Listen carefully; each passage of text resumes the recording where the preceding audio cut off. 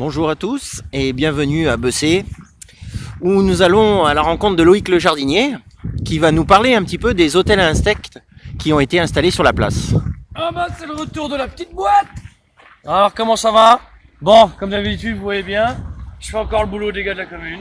Et ouais, faut bien être sûr que je les ai. Regardez toutes ces feuilles fanées qui sont là, ces grandes piques au plein milieu du chemin. Faut bien que je les ai. Par contre, là où je peux les féliciter, peut-être qu'un jour vous me verrez plus, c'est qu'ils ont fait des choses quand même super bien. Et voilà, vous pouvez admirer ce petit hôtel à insectes réalisé par Ludo, Fabien et mon cousin Loïc.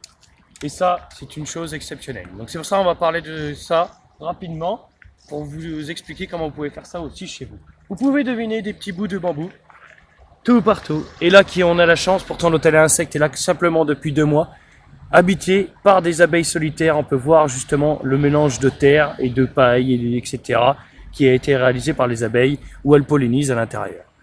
Tout simplement, on a des petites ouvertures ici pour cette boîte, ça c'est simplement pour les bourdons.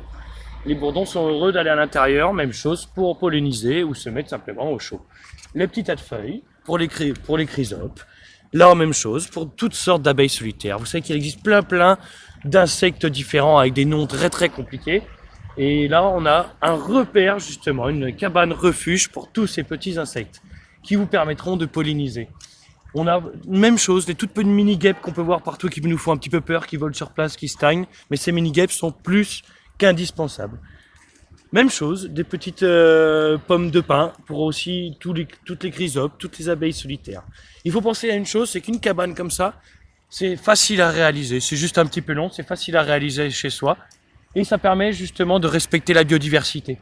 Afin que tous les insectes justement aient leur place et qu'on puisse respecter, justement, on parle de 15% d'insectes qui sont nuisibles, même si il y a plein de nuisibles différents.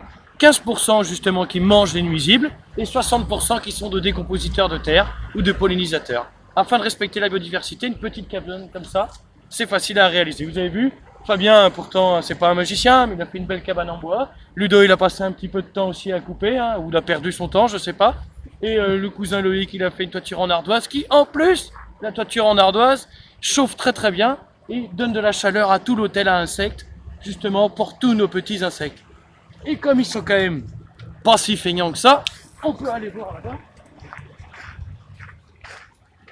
Ils ont fait des petites bottes, même chose, que les coccinelles adorent pour venir vivre doucement au milieu, ou même chose les abeilles solitaires pour venir polliniser. Et un autre hôtel ici. Et sachez que ces hôtels sont super agréables à regarder l'été parce que ça fait des allers-retours qu'il y a des soleils, surtout au plein milieu donc justement de tous ces rosiers.